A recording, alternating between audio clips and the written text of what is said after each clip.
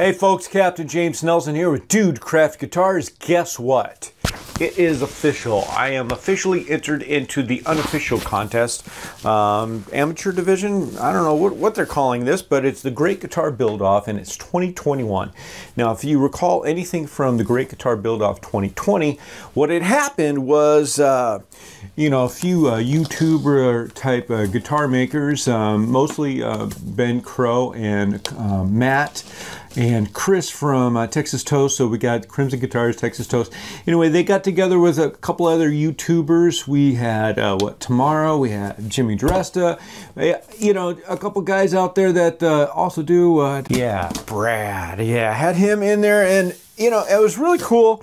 What these guys were doing is they were using their power of their YouTube channels, and these guys got 15 million subscribers each, to not only entertain us through the whole COVID thing as far as building guitars, but also they raised money and they did this charity thing, and it was really cool. And God bless them for doing what they do. They really teach us a lot. They entertained us, and they inspired guys like me to kind of create our own little side thing. And guys were starting to do unofficial contests. And then what happened from there, it was a beautiful thing. We got to see some really creative guitars. I got to be involved in it, which was really fun. It got me to look beyond the standard, body, neck, bridge, tuning system, all that we normally associate electric guitars with, to actually create something totally wild, something totally different. It kind of forces that type of inspiration. There are well over 200 got involved, and this year it's even more. So 2021 is another thing. So they've got the invitational thing for the heavy hitters with YouTube. They're still going to do some charitable auctions and stuff like that. Kudos to you guys. That's great. What's really nice is that you like us hacks at it too, again. And not only that, but they divided different divisions. So they've got scratch build, then they got kit guitar builds. And it's really cool because if I wanted to, I could enter both. So it just what can I say? So I'm in. Now there's a few rules this year, but yeah, it's really cool because a couple of those rules are actually going to once again inspire the creativity. One of those things is that you could do this all in one video, or we could do it over separate videos. Now, here's where the rules kick in. You're allowed a maximum of 6. The other thing is the deadline is June 31st. So that's when our side of the contest have to get our video in. I think the other guys is end of May, so June 1st. So that is one thing. Now the other thing, I don't know if it was necessarily just a benefit of entering last year or building my YouTube channel anyway, or the fact that folks are finally getting the word out that I will customize a guitar for you, but one way or the other, I got a lot more custom orders than I could handle. I really did. I mean, and thank you for all the elements that played a factor. And if it was, you guys, Brad and, Matt and Chris and Ben, whatever was involved in that process, whether it was just organic or a boost from that Great Guitar Build-Off, one way or the other, thank you. With that, doing 6 videos and doing a guitar for the Great Guitar Build-Off this year, yeah, it's going to be something, but I'm going to still put in my best effort and see what I can do. Now, here's what some of you may or may not recall what I did last year. This is what I called the multitasker. Now, I came up with this design, this idea, got a patent on it, and because of which I could not release a lot of the information until the paperwork's done, all that kind of jazz. So it was really a stressful thing because I had the guitar almost ready, not quite ready, but I could not reveal anything that I was doing until the last minute because that's when all the stuff came through. So lawyers and all paperworks and fees and all that aside, I still believe in the multitasker project.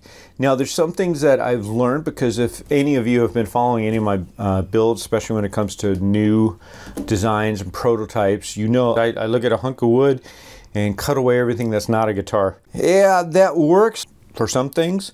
Obviously, this one, what it did is it gave me this prototype that I can then learn from my mistakes. What we have is we have a standard rock electric guitar scale, which, you know, 25.5. Good old Leo gave us that one, and it works.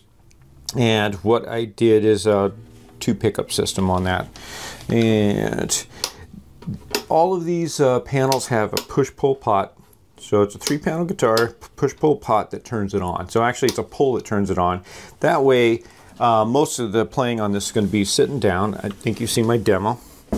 As I turn it, if I forget to turn it off, just setting it on my lap is going to turn it off. And I can go to the next panel. Now this one's a 28-inch baritone. So if you see all these headstocks, see how this headstock's longer, and that's because I wanted all the headstocks to match up. Now, for a 3-neck guitar, this is quite light. It's actually not much heavier than your standard Les Paul. This whole thing weighs just over 15 pounds. However, I know I don't have to make it as thick. So in looking at what I want to do this year, I don't think I need to reinvent the wheel that I've already reinvented here. So this is still something I think is contest worthy. Not only that, but it's something, it's beyond contest. It's something that I can do that says James did it. That says something is different. Something that says, dude.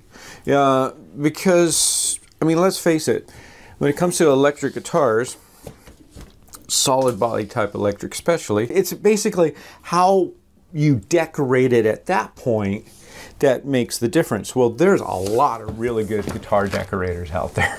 So here, it's all about, to me, it's about the design. And that's what this was. Now, I'm competing with this design. How can I make this design better? And that's what we're going to be doing. So this is a long intro into what I'm going to be doing. Now we get to 5.5 episodes of me actually doing it. And yeah, so I think this is what I'm going to do. This is stick with the multitasker, but do something even more improved. Something evolved from this. You see I've got paper down. I might actually draw out plans this time. I might. You know.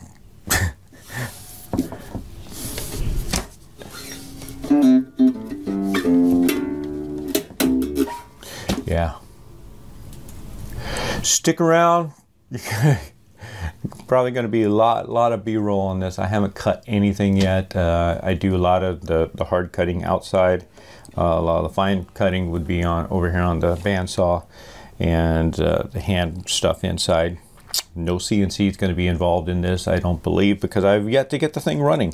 So this is going to be fun. Hopefully we'll get to you know, discuss a little more detail on what I'm doing, why I'm doing it. So those of you who are learning some things, maybe you'll learn something from me. I'm learning. So please, if you got any ideas, suggestions, comments, please leave those, because that's definitely, this is going to be stretched out between here and the end of June. So I am going to be, you know, checking those comments out. Suggestions are always welcome. There's nothing in the rules that says that we can't take suggestions off each other. Kind of, that's cool to me. And yeah, so the one thing that I do know for sure, like I said, we're going to have a lot of Hipshot hardware, Seymour Duncan's electronics, some maples, some mahoganies, some poplars. We're going to have as many cool different wood combinations we could come up with. I'm going to go with nickel frets, stainless 0 frets on each of the necks. Other than that, it's still kind of open. I'm doing a 3-neck, 3-panel type guitar again. But other than that, those things that I just mentioned, there's it's still open as far as how exactly, what kind of woods I'm going to use exactly. And we don't know what it's going to look like. I might tweak some other things. I got stuff burning in my head. I've got 8 other custom guitars that I'm still working on. I've got all these necks, these things. I just got the fretboards. I just got a huge batch of ebony. Just came in. And so for you guys who are waiting, so I got all that ebony. So for you guys who have been waiting for your necks, I've got little excuses left. I mean, I've got no excuse. I got to get on those, and that I will be. I've got, you know, thanks to Bitterroot, I got all the truss rods I need for that and for this. This is going to be something I'm only going to work on Saturdays. So you're going to see the video Saturdays because throughout the week I'm going to be editing the video from the prior Saturday. So I will be, like I said, going week to week on this, one day at a time, not working through the week like I am on all my other stuff. So Mondays through Fridays, I'm working on necks, bodies, guitars that I've already committed myself to. So if you've got those orders in, guys, don't worry. I'm not delaying your project whatsoever.